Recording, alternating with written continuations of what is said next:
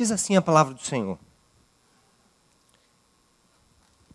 Convidado por um dos fariseus para jantar, Jesus foi à casa dele e reclinou-se à mesa. Ao saber que Jesus estava comendo na casa do fariseu, certa mulher daquela cidade, uma pecadora, trouxe um frasco de alabastro com perfume e se colocou atrás de Jesus a seus pés e, chorando, começou a molhar-lhe os pés com suas lágrimas. Depois os enxugou com seus cabelos, beijou-os e os ungiu com perfume. Ao ver isso, o fariseu que o havia convidado disse a si mesmo: se este homem fosse profeta, saberia quem nele está tocando e que tipo de mulher ela é, uma pecadora. Então lhe disse Jesus: Simão, tenho algo a lhe dizer. Disse mestre, disse ele. Dize mestre, disse ele. 2 homens deviam a certo credor. Um lhe devia 500 denários e o outro 50.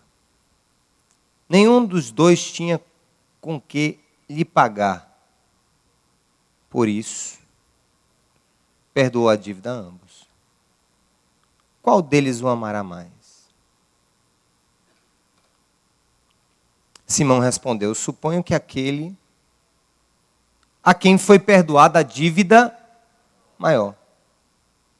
Você julgou bem, disse Jesus. Em seguida, virou-se para a mulher e disse a Simão: você vê essa mulher? Entrei em sua casa, mas você não me deu água para lavar os pés. Ela, porém, molhou os meus pés com suas lágrimas e os enxugou com os seus cabelos. Você não me saudou com um beijo, mas essa mulher, desde que entrei aqui, não parou de beijar os meus pés. Você não ungiu a minha cabeça com óleo, mas ela derramou perfume nos meus pés. Portanto, eu lhe digo, os muitos pecados dela lhe foram perdoados, pois ela amou muito. Mas aquele a quem pouco foi perdoado, pouco ama. Então Jesus disse a ela: seus pecados estão perdoados. Os outros convidados começaram a perguntar: quem é este que até perdoa pecados? Jesus disse à mulher: sua fé a salvou. Vá em paz.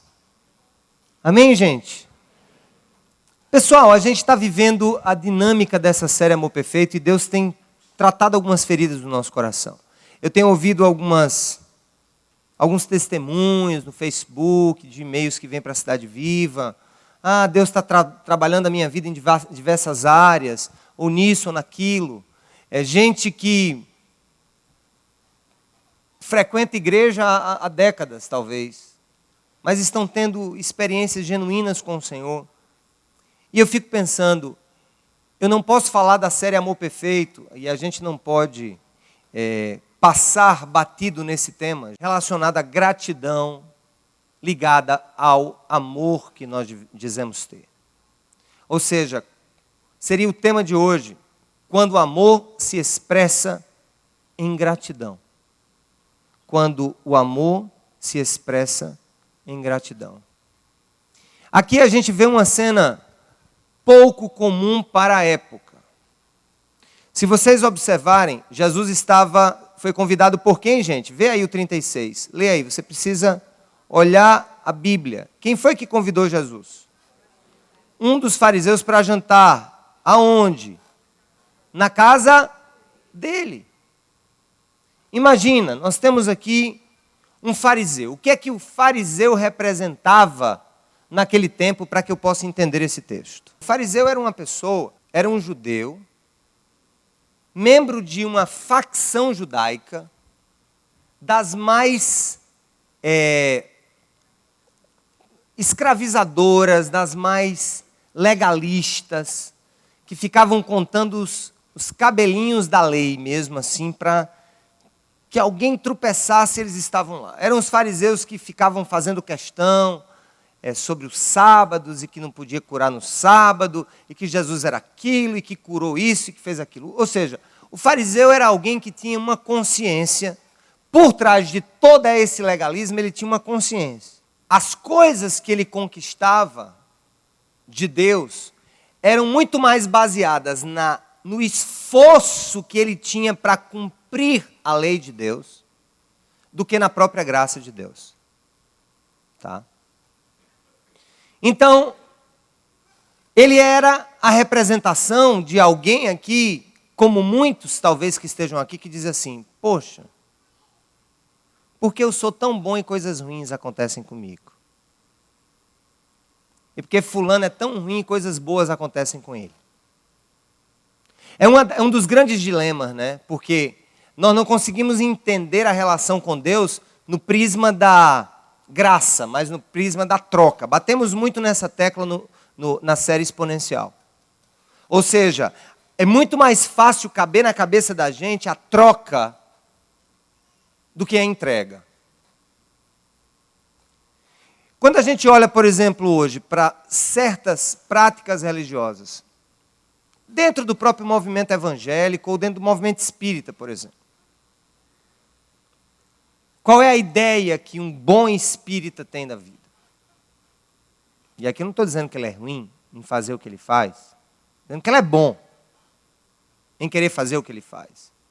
Mas como é que funciona na cabeça de um espírita, por exemplo, ou de um religioso mais praticante? Eu estou fazendo isso aqui de bom, então Deus vai me recompensar de alguma maneira. É a lei do retorno, da recompensa. E aqui a gente tem uma outra pessoa que entra na sala abruptamente, quebrando o protocolo, fazendo com que aqueles que estavam ali se arrepiassem literalmente.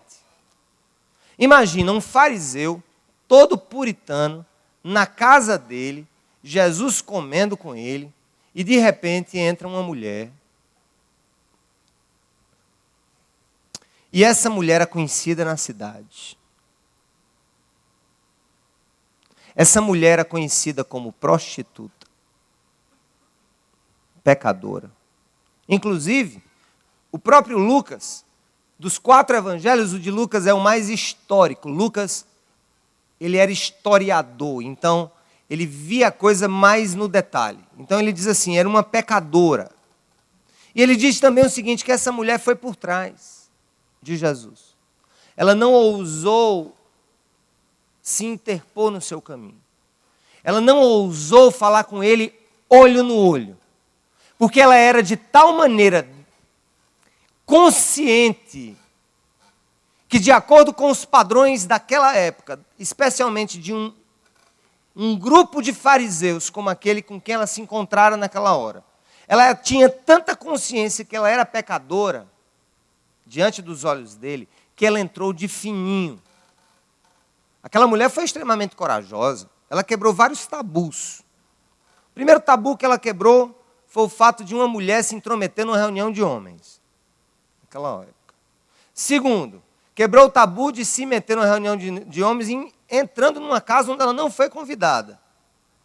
E terceiro, uma mulher atrapalhando uma reunião de homens numa casa não convidada, mas se ela fosse a esposa de um fariseu, por exemplo, talvez isso minimizasse. Mas ela quebra 3 paradigmas. Uma mulher atrapalha uma reunião de homens. Segundo, ela entra numa casa de um fariseu sem ser convidada. E terceira, ela era uma persona non grata, mais do que Neymar, naquela casa.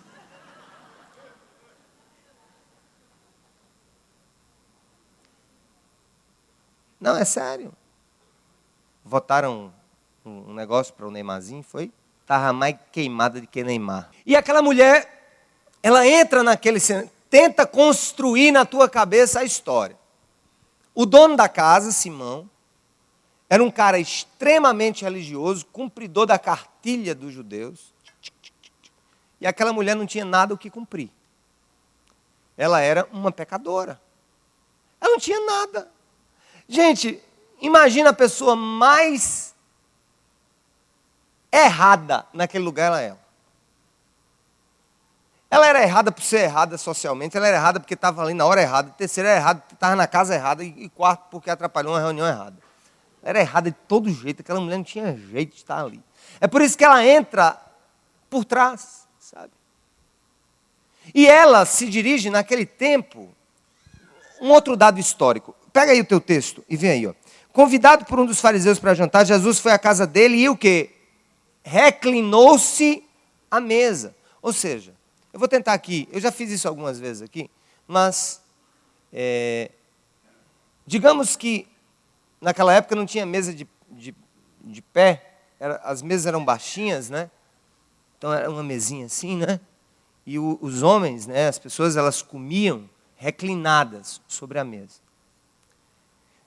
E era interessante que os pés ficavam o máximo longe da mesa. Isso tinha uma razão cerimonial, né? Para não contaminar a mesa.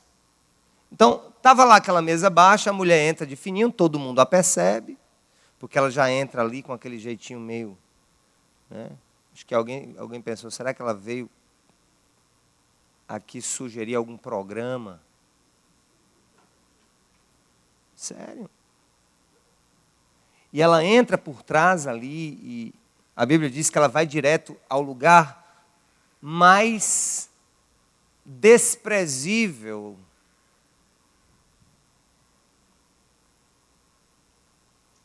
do corpo, né? No sentido humano da palavra, o mais sujo, para os pés. Olha para onde ela vai, ó. Ao saber que Jesus estava comendo na casa do fariseu, certa mulher daquela cidade, uma pecadora, trouxe um frasco de alabastro com perfume e se colocou atrás de Jesus, a seus pés. Chorando, começou a molhar-lhe os pés com suas lágrimas. Depois os enxugou com seu cabelo, beijou e ungiu com perfume. E aí, logo que aquilo acontece, desperta-se aquele senso de autojustiça que nós temos, de nos acharmos melhores do que os outros. E quando a gente se acha melhor do que os outros, a gente é muito pouco grato a Deus pelo que Ele fez conosco, porque a gente olha assim, se eu sou melhor do que os outros, e o outro é o pecador, eu não tenho tanto que agradecer a Deus, porque eu já nasci limpinho. Ou eu tenho feito coisas na minha vida que têm me feito ser mais limpinho. Essa é a questão que se põe aqui. Nesse momento, então, quando ela entra no ciclo, quando ela entra ali no circuito, né, logo se olha para ela e diz assim, essa mulher não tem nenhuma dignidade para se estar aqui. E eles até dizem, Jesus, se ele fosse mestre mesmo, fosse profeta, saberia quem ele está tocando e que tipo de mulher ela é. Ou seja, certamente Jesus, eles achavam que Jesus não conhecia essa mulher, e é provável que não a conhecesse no sentido humano da palavra, de vê-la, de saber quem ela era, e eles apelam para o seguinte, se ele fosse profeta, ou seja, se ele tivesse capacidade de ver o coração, ou de ter alguma palavra profética sobre alguém que ele não conhecia, ele já perceberia que aquela mulher era indigna de estar ali. E tudo gira em torno disso, e Jesus usa o princípio da gratidão como sendo a maior expressão de quem sabe o que é o amor de Deus em sua vida. Aqueles homens nunca experimentaram o amor de Deus na vida deles. Aqueles homens experimentaram a lei de Deus, que é pura, que é santa. Ouviram falar dela, tentavam cumpri-la à risca. Mas aquela mulher não. Aquela mulher ela não conhecia a lei, ela não praticava a lei, ela estava longe da lei, ela era uma sem lei. Uma inoportuna, pecadora mulher que estava atrapalhando aqueles homens naquela reunião e invadindo a casa de um puritano. E eu olho para a igreja de Jesus, eu olho para a Cidade Viva, eu olho para nós como sendo a casa de Simão. Aqui há dois tipos de pessoas, nesse auditório me ouvindo agora. Tem os Simões, ou Simões. Qual é o feminino de Simão? Simeoa? Fosse longe, hein, Fernandinha? As Simones. Simões e Simônias. Tá? E nós temos aqui os inoportunos. Talvez até hoje tenha vindo nos visitar algum inoportuno, socialmente falando. Alguém que não conhece a palavra, não conhece ao Senhor, no sentido religioso da palavra, enfim, estamos aqui. E naquela hora Jesus nos ensina algo muito importante, que se alguém olhar para cá, pode perder o sentido quando ele faz uma comparação metafórica, que ele diz assim, ó, olha a comparação que ele faz. O que é que ele diz? 2 homens, verso 41, vamos lá. 2 homens deviam a certo credor. Um lhe devia o quê, gente? 500 denários e o outro 50. Nenhum dos dois tinha como que lhe pagar, por isso perdoou a dívida a ambos. Qual deles o amará mais? E Simão, o fariseu, disse, suponho que aquele a quem foi perdoada a dívida maior. Você julgou bem, disse Jesus. Jesus usa uma metáfora que pode nos dar a ideia de que há alguma gradação em nós que uns exijam mais perdão e outros menos perdão. Eu até acho que Jesus usa essa metáfora para produzir reflexão na cabeça de Simão, mas ao mesmo tempo que Jesus quer dizer está por trás dessa história. O que Jesus está dizendo, sob o ponto de vista matemático, é que um devia 500 denários. O denário era a moeda, era o valor da diária de um trabalhador braçal. Ou seja, 500 denários equivaleria hoje a 500 dias de trabalho para uma pessoa, digamos, que ganha um salário mínimo. 500 dias de trabalho. 500 dias de trabalho equivaleria aí a muitos dias, 1 ano e tantos meses. E o outro 50 dias. 1 mês e 20 dias. Jesus disse, um devia 1 mês e 20 dias de trabalho, de salário mínimo, e o outro devia 500 dias. E vendo que nenhum deles podia pagar, ele perdoa os dois. Quem estaria mais grato naquela situação? E Simão, o fariseu, disse, eu creio que aquele a quem a dívida maior foi perdoada. Foi fácil dele entender. Só que Jesus estava usando a metáfora contra o próprio Simão. E não a favor dele. É interessante quantas vezes a gente percebe o que Deus está querendo dizer, mas a gente não percebe que o que Deus está querendo dizer é contra nós.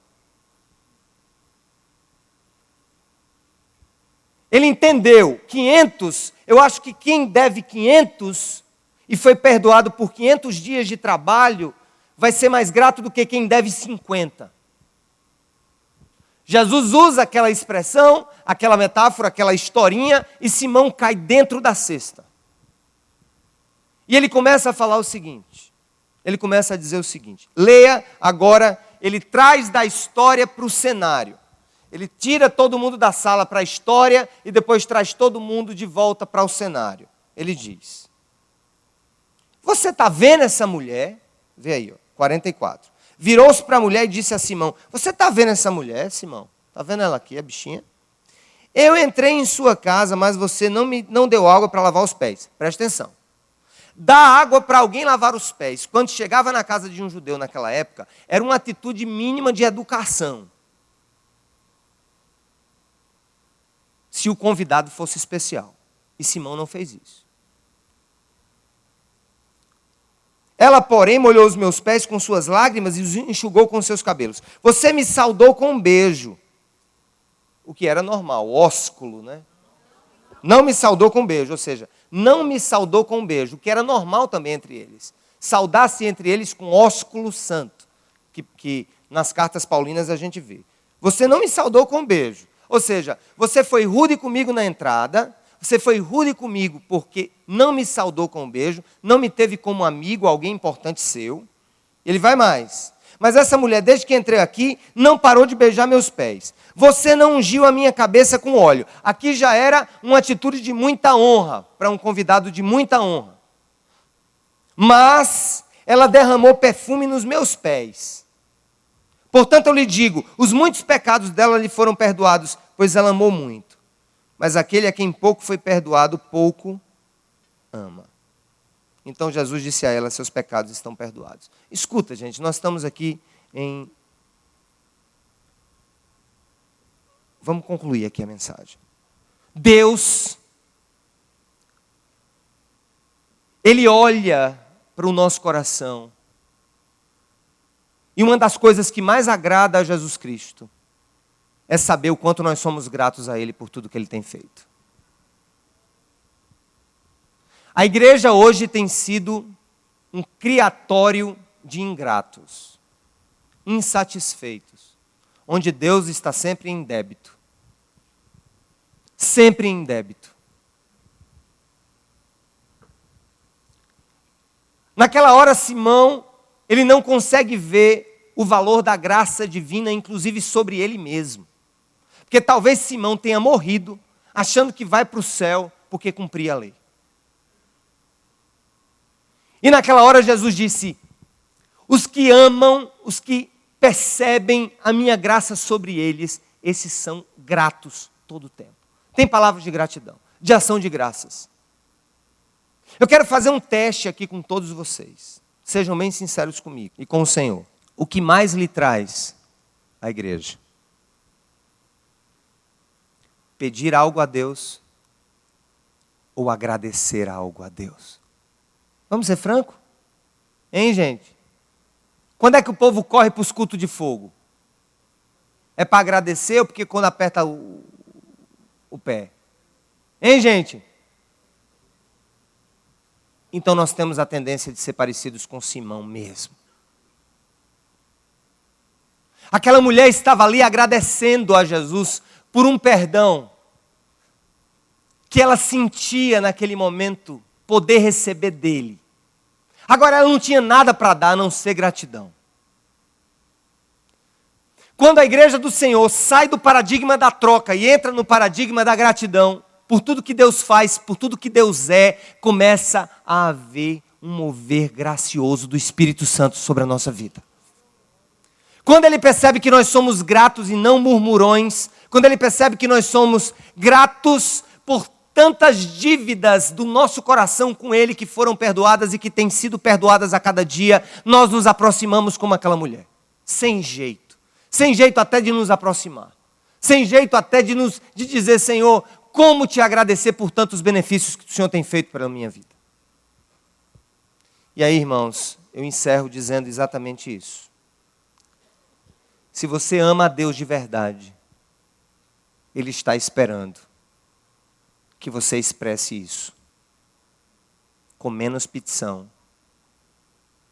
e mais gratidão.